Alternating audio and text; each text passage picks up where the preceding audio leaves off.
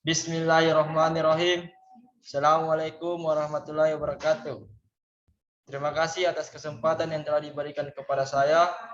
Saya Andi Ajit Muslim dan NIM 7020119106 akan mempresentasikan materi mengenai psikologi industri sebagai tugas final pada mata kuliah psikologi industri peminatan ketiga. Langsung saja pada materi pertama, yaitu saya akan menjelaskan mengenai psikologi industri, di mana psikologi industri memiliki 5 subtopik. Yang pertama yaitu definisi psikologi industri, kedua sejarah psikologi industri, ketiga manfaat psikologi industri, keempat jenis-jenis psikologi industri, dan kelima aspek psikologi industri. Nah, langsung saja kita masuk pada definisi psikologi industri, di mana secara bahasa istilah psikologi berasal dari kata psikis yang berarti jiwa dan logos yang berarti ilmu atau ilmu. Oleh karena itu, psikologi sering diartikan atau disingkat psikologi sebagai ilmu jiwa. Sedangkan psikologi industri ilmu jiwa yang berhubungan dengan pekerjaan atau yang terjadi dalam industri.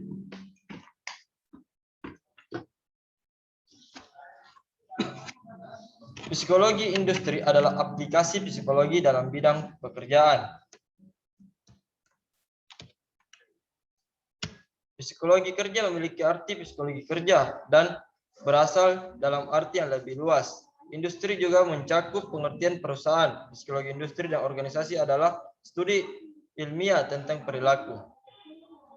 Selanjutnya itu mengenai sejarah psikologi industri, di mana sejarah dari psikologi industri yaitu psikologi kerja dan organisasi dimulai pada awal abad ke-20 dengan perkembangan tercepat terjadi selama Perang Dunia Pertama. Selama Perang Dunia Kedua, bidang pendidikan dan pelatihan menjadi topik penting. Kurangnya tenaga kerja yang berkualitas membuat perusahaan meningkat in-company training. Sebagai ilmu baru, psikologi mulai dikenal dan berkembang di Indonesia sekitar tahun 1950-an. Selanjutnya pada sub ketiga, yaitu manfaat psikologi industri. Ada 4 manfaat psikologi industri. Yang pertama, membantu perusahaan atau industri maupun organisasi dalam memenuhi target dalam mencapai tujuan. Yang kedua, mampu memenuhi kesenjangan antara kebutuhan individu dan organisasi maupun industri. Nah, yang ketiga, meningkatkan kemampuan individu dalam setting kerja sehingga bukan saja dapat meningkatkan kompetisi individu, namun dapat juga mengembangkan perusahaan atau industri.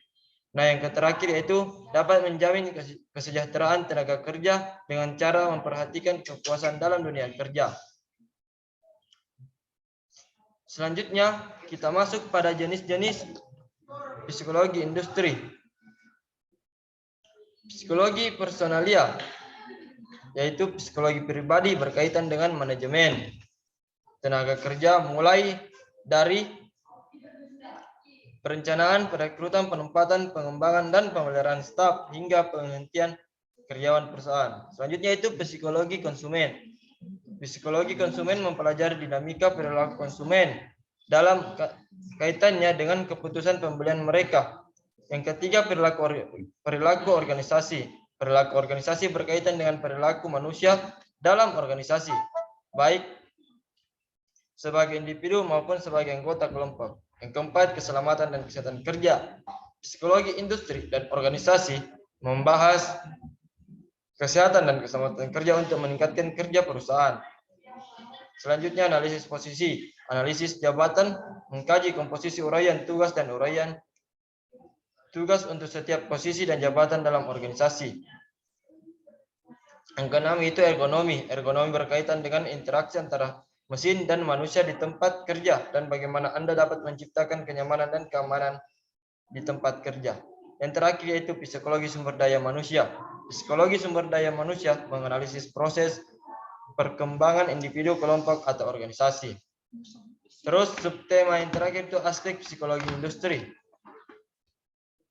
Adapun aspek psikologi industri yaitu pertama personil, yang kedua organisasi, dan yang ketiga faktor manusia. Nah, itu tadi mengenai psikologi industri. Sekarang kita masuk pada materi yang kedua, yaitu mengenai motivasi kerja industri. Adapun motivasi kerja industri terbagi atas 3 subtema. Yang pertama yaitu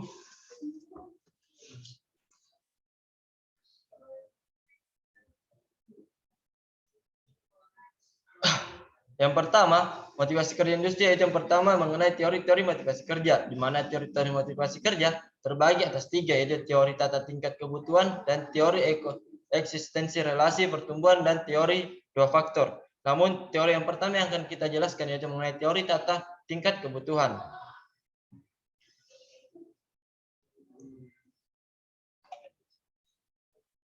Teori tata tingkat kebutuhan ada 5 kelompok kebutuhan, yaitu kebutuhan valid atau fisiologikal, rasa aman sosial, harga diri, dan aktualisasi diri.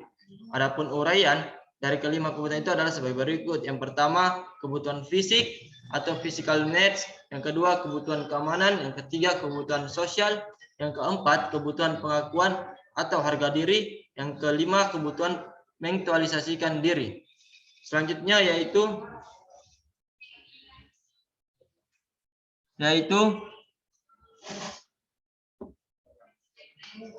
pada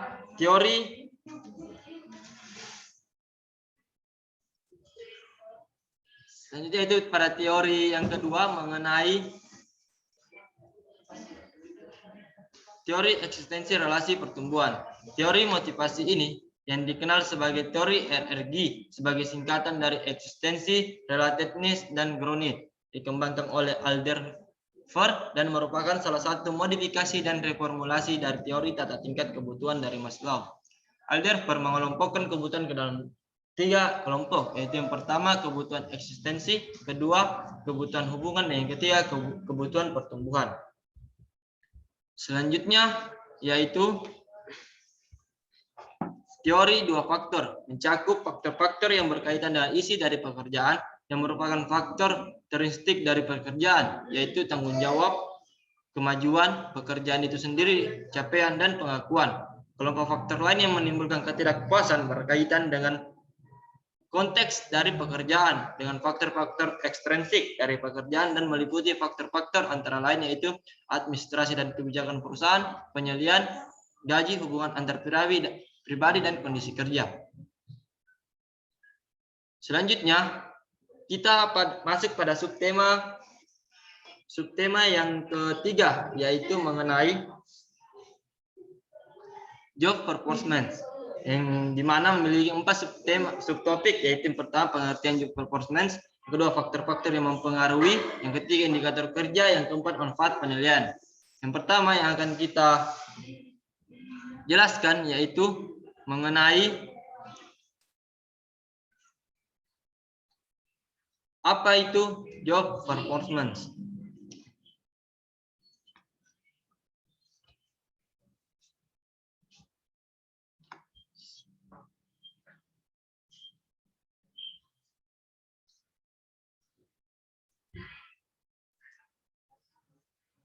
Job performance adalah sebuah kinerja asal dari kata job performance, yaitu prestasi kerja atau prestasi sesungguhnya yang dicapai pada seseorang.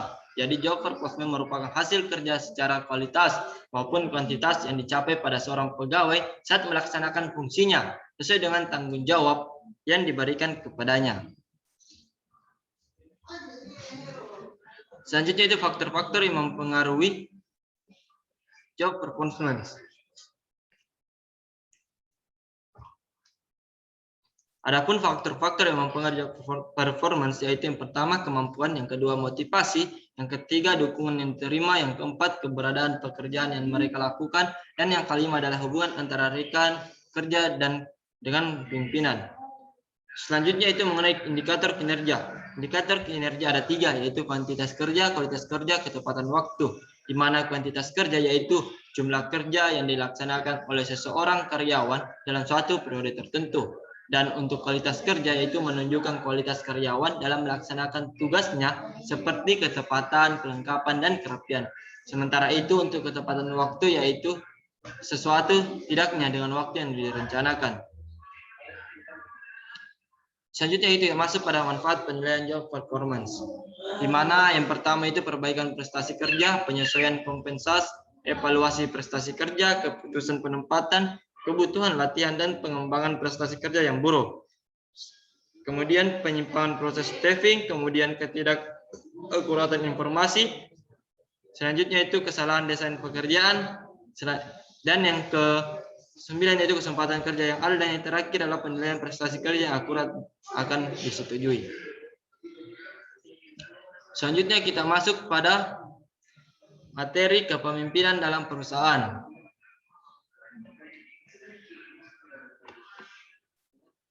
Dalam kepemimpinan dalam industri, yaitu ada 5 subtopik yang akan saya jelaskan. Yang pertama mengenai pengertian kepemimpinan, yang kedua gaya kepemimpinan, yang ketiga teori kepemimpinan, yang keempat fungsi kepemimpinan, dan yang kelima kepemimpinan dalam perusahaan.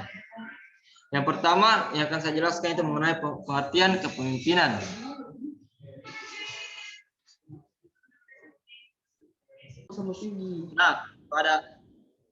Pada pengertian kepemimpinan dalam industri itu adalah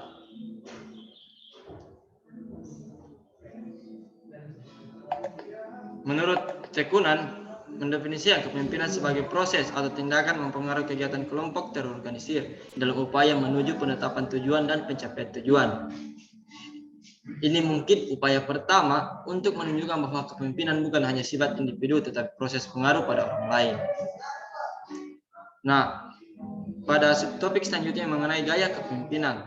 Nah, adapun gaya kepemimpinan yaitu yang pertama gaya otoriter, di mana penonjolan dari yang berlebihan sebagai simbol keberadaan organisasi.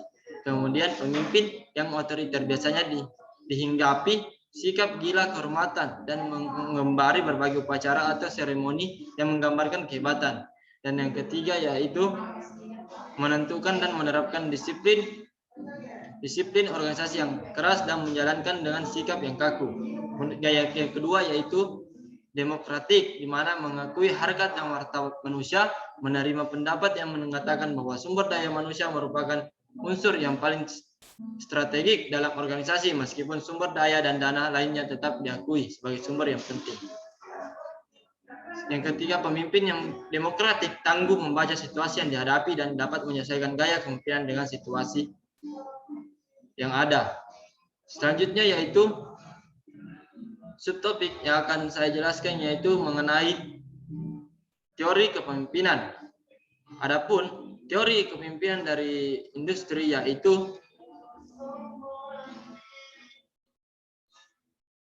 yang pertama yaitu teori sifat, yang kedua yaitu teori perilaku, yang ketiga teori situasional kontingensi, keempat teori transaksional dan teori transformasional, yang kelima teori implisit, yang keenam teori karismatik.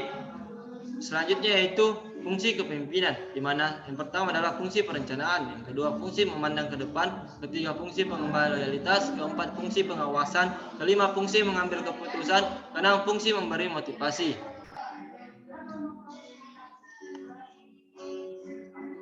Subtopik selanjutnya itu mengenai kepemimpinan dalam perusahaan, di mana kepemimpinan dalam perusahaan yaitu adanya proses mempengaruhi karyawan atau dapat memberi contoh kepada bawahannya untuk mencapai tujuan suatu organisasi, di mana kepemimpinan merupakan hal yang sangat penting bagi suatu organisasi untuk menghasilkan budaya kerja yang berkualitas dalam perusahaan. Selanjutnya kita masuk pada pembahasan mengenai stres di tempat kerja, di mana stres di tempat kerja ada 4, yaitu pengertian stres kerja, kedua faktor-faktor stres kerja, ketiga gejala akibat stres kerja pada karyawan, keempat manajemen stres kerja. Yang akan saya jelaskan yang pertama adalah pengertian stres kerja.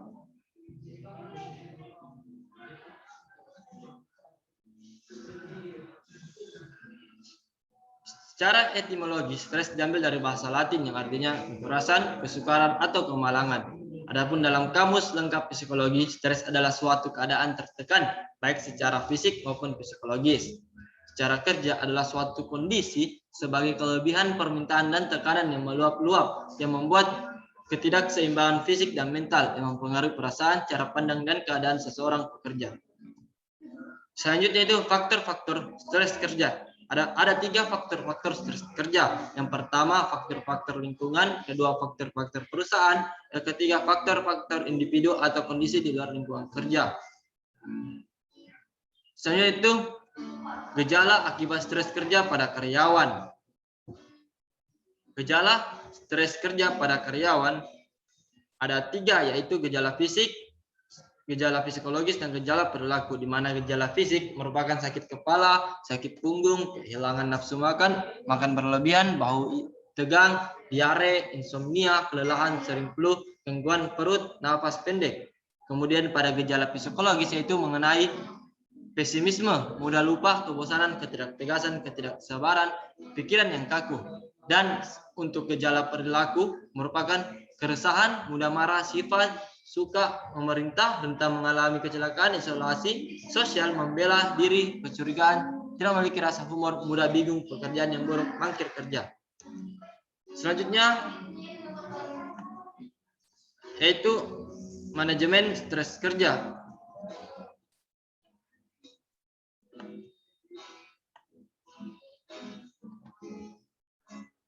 Ada 2 pendekatan dalam mengelola stres kerja, yaitu pendekatan individu meliputi meningkatkan keimanan, melakukan meditasi dan pernapasan, melakukan kegiatan olahraga, melakukan relaksasi, dukungan sosial dari teman-teman dan keluarga, menghindari kebiasaan rutin yang membosankan.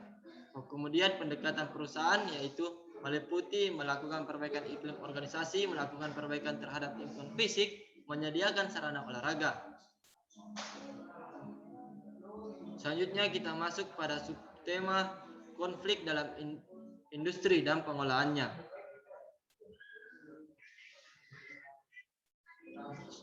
Konflik dalam industri adalah proses yang dinamis yang terjadi karena pertentangan yang tidak hanya disebabkan oleh lain juga berasal dari diri sendiri. Konflik dapat berupa perselisihan, adanya ketegangan atau munculnya kesulitan-kesulitan lain di antara 2 pihak atau lebih.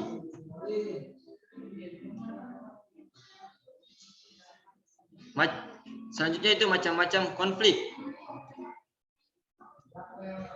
yang akan saya jelaskan, di mana macam-macam dari konflik yaitu konflik fungsional, yaitu konflik yang mendukung pencapaian tujuan kelompok. Kemudian konflik disfungsional yaitu konflik yang merintangi pencapaian tujuan kelompok. Selanjutnya yaitu sumber-sumber konflik, di mana sumber-sumber konflik ada 5, yaitu yang pertama konflik dalam diri individu, yang kedua konflik antara individu dalam organisasi yang sama, yang ketiga konflik antar individu dan kelompok, yang keempat konflik antar kelompok dalam organisasi yang sama, kelima konflik antar organisasi. Kemudian dampak konflik, di mana yaitu dampak positif dari konflik yaitu meningkatkan keterlibatan dan kedisiplinan jam kerja, yang kedua meningkatkan kemitraan yang produktif, yang ketiga meningkatkan motivasi kerja. Kemudian dampak negatif yaitu meningkatkan ketidakhadiran karyawan dan seringnya absen selama jam kerja. Yang kedua banyaknya karyawan yang mengeluh karena sikap atau perilaku rekan kerja yang tidak adil. Yang ketiga adalah pertengkaran antar karyawan seringkali menimbulkan kemarahan dan tersinggungan. Selanjutnya itu metode pengolahan konflik, di mana metode dari pengolahan konflik yaitu manajemen konflik adalah serangkaian tindakan dan reaksi antara individu dan kelompok dalam konflik. Pengolahan konflik bertujuan mengembangkan dan memberikan serangkaian metode dan alternatif untuk membatasi dan menghindari kekerasan dengan mendorong perubahan perilaku positif dari semua pihak yang terkait. Selanjutnya kita masuk pada tema kepuasan kerja di dalam industri, di mana kepuasan kerja dalam industri ada 4 subtopik yang akan saya jelaskan, yaitu pertama definisi kepuasan kerja.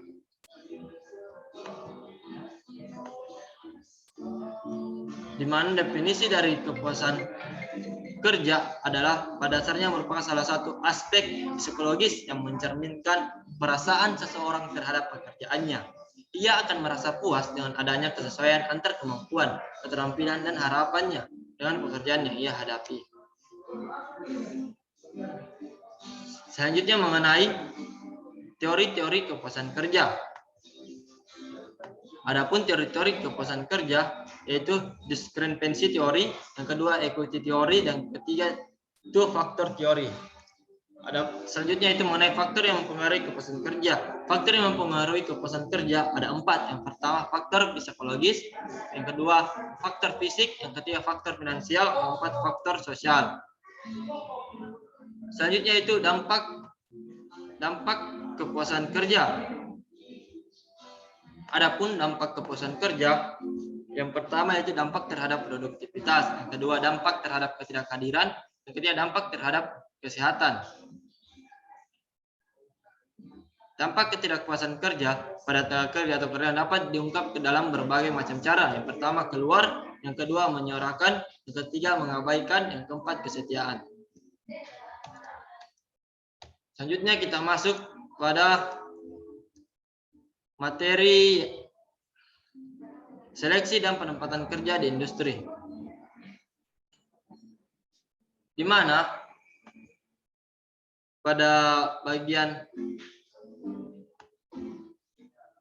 seleksi dan penempatan kerja di industri kita akan menjelaskan 3 subtema. Yang pertama yaitu mengenai pengertian seleksi dan penempatan kerja di industri, yang kedua pentingnya pelaksanaan seleksi kerja di industri, yang ketiga proses seleksi dan penempatan kerja yang efektif, dan yang keempat adalah hambatan-hambatan. Langsung saja saya akan menjelaskan mengenai pengertian dari seleksi dan penempatan kerja industri. Seleksi merupakan proses kegiatan pemilihan pada individu tertentu dari segenap kelompok karyawan yang berpotensial untuk menjalankan atau mengemban amanah di suatu jabatan tertentu. Yang kedua yaitu penempatan tenaga kerja adalah tindak lanjut dari proses seleksi. Selanjutnya itu pentingnya pelaksanaan seleksi dan penempatan kerja di industri. Kegiatan seleksi yang dilakukan oleh perusahaan bertujuan untuk mendapatkan calon tenaga kerja terbaik sesuai dengan kebutuhan perusahaan. Kemudian proses seleksi yang efektif. Yang pertama seleksi. Sistem seleksi yang efektif pada dasarnya memiliki 3 sasaran, yaitu keakuratan, keadilan, dan keyakinan. Contoh tahap seleksi yang efektif: yang pertama pemeriksaan surat lamaran, kedua pengisian formulir lamaran, yang ketiga wawancara pendahuluan, yang keempat psikotes atau tes-tes lainnya, yang kelima wawancara pendalaman, yang keenam tes kesehatan, dan ketujuh adalah penempatan. Nah, selanjutnya adalah hambatan-hambatan dari seleksi dan penempatan kerja.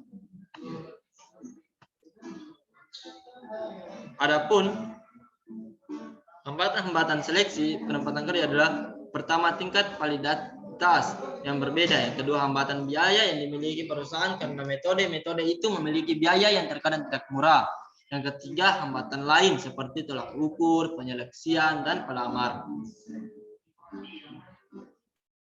Adapun hambatan-hambatan penempatan kerja juga yaitu yang pertama efektivitas, tuntutan hukum, pencegahan separasi atau PHK.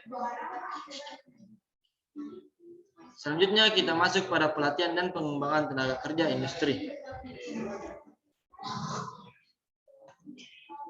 Pelatihan dan pengembangan tenaga kerja industri ada 3 subtopik akan saya jelaskan, yaitu pertama pengertian, kedua tujuan, yang ketiga pengaruh biaya. Di mana pengertian dari pelatihan dan pengembangan tenaga kerja industri yaitu pelatihan dan pengembangan tenaga kerja merupakan pencapaian suatu lingkungan di mana kalangan tenaga kerja dapat memperoleh dan mempelajari sikap, kemampuan, keahlian, pengetahuan pelaku spesifik yang berkaitan dengan pekerjaan. Yang kedua adalah tujuan.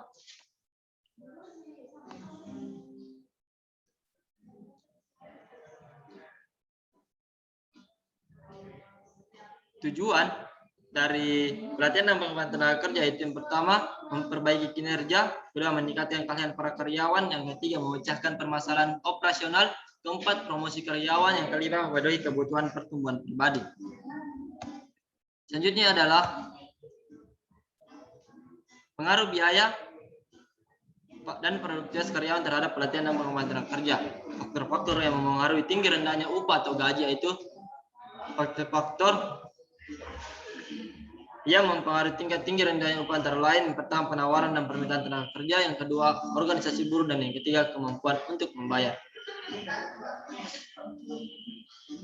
Selanjutnya kita masuk pada materi